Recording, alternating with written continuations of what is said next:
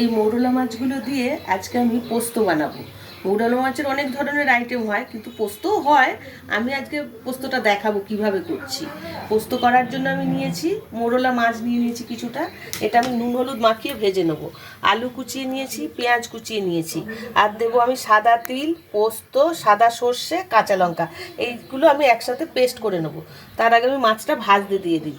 কড়াইতে তেল দিয়ে দিয়েছি, তেলটা গরম হয়ে এসছে। আমি মাছটা একটু ভালো করে নুন আর হলুদ মাখিয়ে নিই। নুন হলুদ মাখিয়ে নিয়েছি, তেলটাও গরম হয়ে গেছে। এখন আমি কড়াইতে মাছগুলো দিয়ে ভালো করে ভেজে নেব।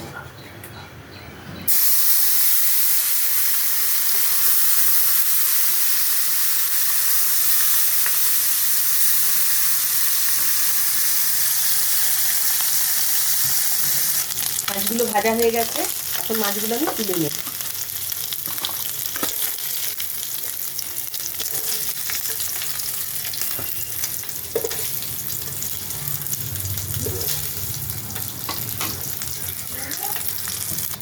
মাছগুলো ভেজে তুলে নিয়েছি, আর একটু কড়াইতে আমি তেল দিয়ে দেবো।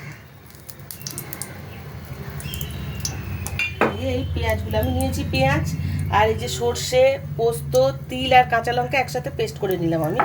এখন পেঁয়াজ কুচানোগুলো এই তেলের মধ্যে দিয়ে দেবো। সাথে দিয়ে দেবো আমি আলুগুলো। এই দুটো একসাথে একটু ভাজা ভাজা করে নেবো আমি।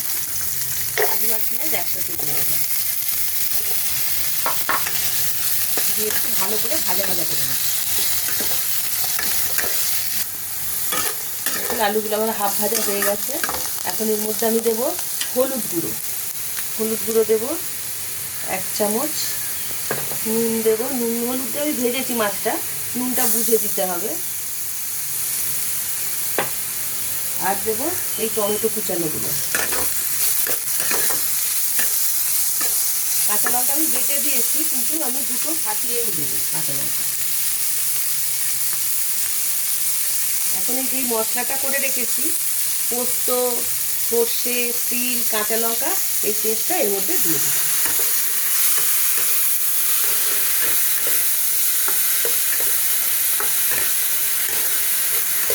সামান্য একটু জল দিয়ে এটা ধুয়ে দেবো আমি বাটিটা।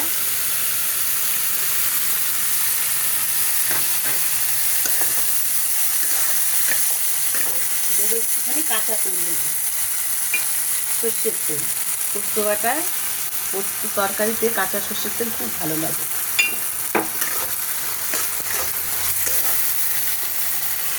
ভাজা ভাজা সর্ষে পোস্ত দিয়ে মাছটা একটু আলুটাকে সুন্দর করে একটু মাখা মাখা হয়ে গেছে দেখুন।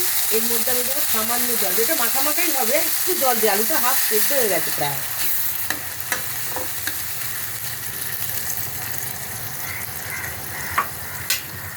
একটু গরম ফুটে গেলে আমি মাছগুলো তুলে দেবো, হালকা একটু ফুটে যায়। একটু ঝোলটা ফুটে গেছে, আলুগুলো প্রায় সিদ্ধ হয়ে এসছে। আমি এখন এই মাছগুলো উপর থেকে ছড়িয়ে দেবো।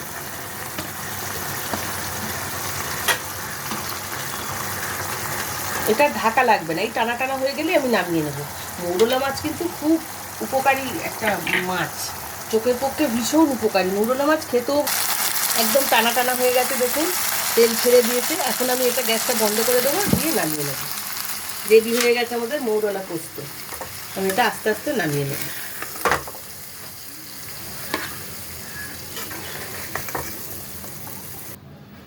রেডি হয়ে গেছে মৌরলা পোস্ত। এই মৌরলা পোস্ত এইভাবে বানিয়ে দেখবেন, খুব ভালো হয় খেতে। খুব টেস্টি মাছটা, এবং খাওয়াও ভালো। মৌরলা মাছের অনেক আইটেম আমাদের পরিমণি কিচেনে দেয়া আছে।